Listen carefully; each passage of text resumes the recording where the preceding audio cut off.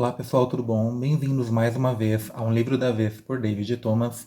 Nesse mês, que é o mês da magia e da religião e da liberdade de culto, portanto, o livro da vez será o Introdução às Artes Divinatórias, do Scott Cunningham. Mas antes de conversar sobre o livro, como sempre, eu vou deixar aqui embaixo o link de todas as minhas redes sociais, Facebook, o Instagram e também do Scooby. E como sempre eu digo, né, qualquer opinião minha aqui a respeito de qualquer assunto ou de qualquer livro não é a verdade absoluta sobre nada, tá? Você pode discordar e tá tudo bem. Inclusive a respeito do livro que a gente vai conversar hoje, tá? Nessa véspera do Dia das Bruxas, né? Bem, gente, os livros, na verdade todos os livros do Scott Cunningham, eles são muito conhecidos pelos seus leitores, né? São muito criticados, na verdade, pelo fato dele ser muito simplório.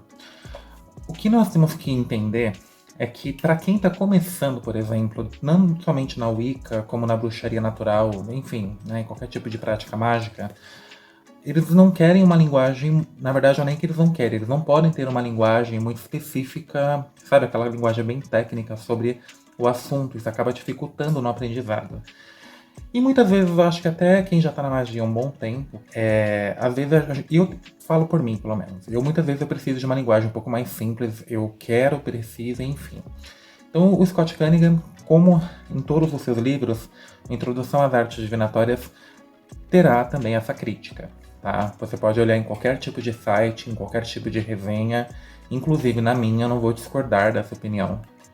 Realmente ele tem uma linguagem bem simplória. Só que o que a gente pode ver também é que, mesmo que seja ele ensine algumas técnicas de forma muito simples, ele faz um resgate histórico muito interessante. Então, por exemplo, ele vai falar sobre o processo de adivinhação desde lá da pré-história, né, até chegando nos nossos dias atuais e tal.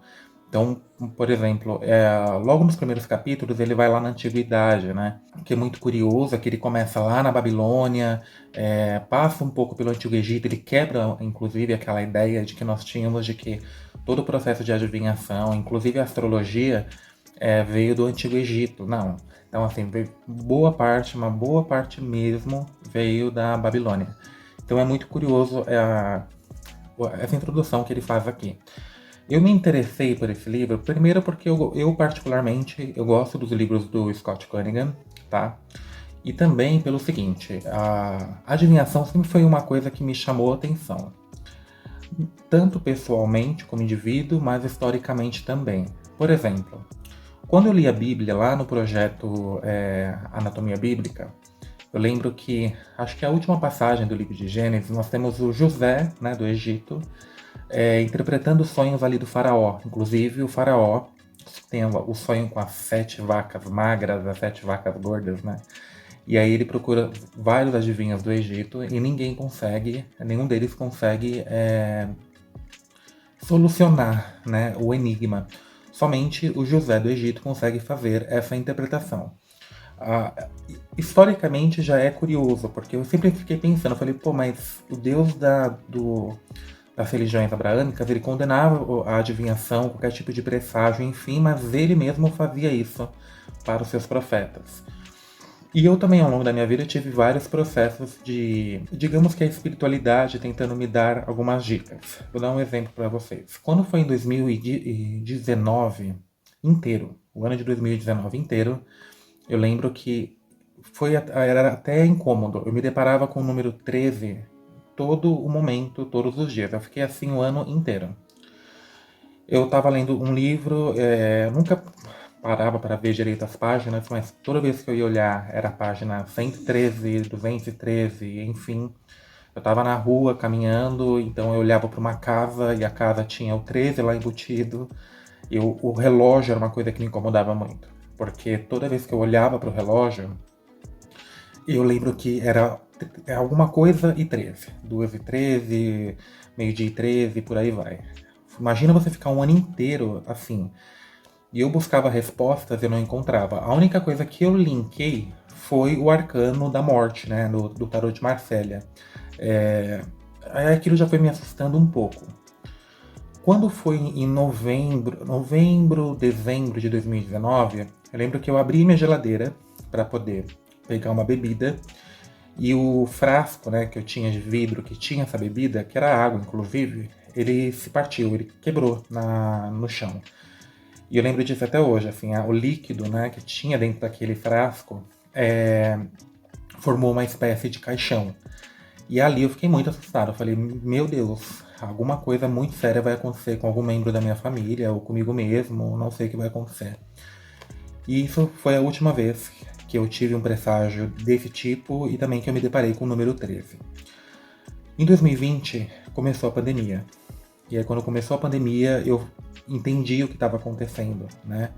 Isso eu tenho colegas meus, a minha mãe, por exemplo, ela tem uma geralmente são coisas ligadas à minha família. Mas geralmente quando vai acontecer uma coisa muito ruim, né, comigo ou com os meus irmãos, a minha mãe sempre tem algum sonho diferente, enfim, tanto que eu até me assusto quando ela fala que ela teve um sonho comigo. Né? Eu tenho amigos que têm outras espécies de pressentimento, enfim. Né? E estudando o tarô, as runas, então sempre foi uma coisa que me despertou a curiosidade. E eu procurei esse livro aqui especialmente para entender um pouco da cafeomancia, porque a minha mãe, né, meus pais são casados há muitos anos já, e aí eu lembro que minha mãe sempre contou essa história, né, que uma semana antes dela conhecer o meu pai, uma turca, ela tinha visto numa borra de café uma aliança, e aí depois disso, depois de uma semana ela conheceu o meu pai. E isso sempre ficou na minha cabeça. E olha que eu estudo, eu trabalho com magia há muito tempo, mas eu nunca me aprofundei, né? Então, na verdade, eu procurei esse livro do Scott Cunningham para, digamos que me introduzir nesse assunto, né? E de fato é essa a proposta dele. A proposta do Scott Cunningham não é você sair dessa leitura um expert, um adivinho, assim, né? Enfim, mas é pelo menos para você ser introduzido. Uma coisa que o Scott Cunningham também me fez mudar de opinião, e isso eu acho muito legal no convívio humano, né? Seja através da leitura, seja através de uma conversa, enfim.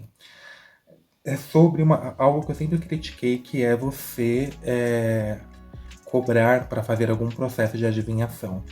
E o Scott Cunningham, aqui ele me fez refletir sobre isso, porque desde que o mundo é mundo, né, desde lá da antiguidade até hoje, inclusive na antiguidade, os adivinhos eram vistos como profissionais. Então, isso não é novo. Cobrar por fazer uma leitura de tarô, ou até mesmo para ler a borra de café, né, jogar as runas, os búzios, etc., sempre foi um serviço pago. Né? No entanto, ele também diz aqui que você tentar adivinhar o futuro não requer necessariamente você procurar um adivinho. Tá? Você mesmo, através de práticas muito simples, consegue fazer isso naturalmente.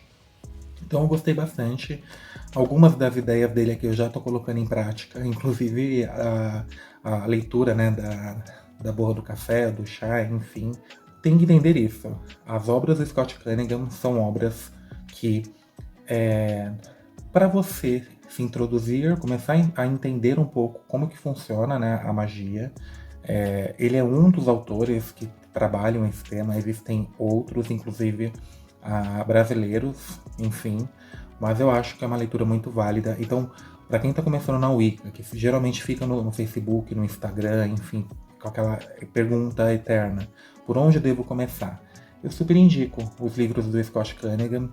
A adivinhação, eu creio que para quem está começando mesmo, assim, tá bem no início, né, tá na semente, eu acho que não é o mais importante para você aprender agora. Eu indicaria outros livros aqui, como História da Bruxaria. Eu até tenho resenhas do canal de outros autores, né?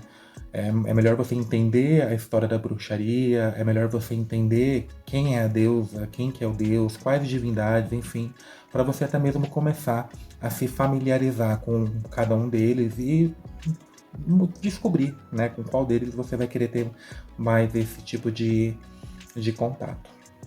Bem, nesse mês das bruxas, né, na verdade é o mês da magia, da religião e da liberdade de culto, ouço então este livro aqui, que inclusive já era um livro que está sendo pedido há muito tempo.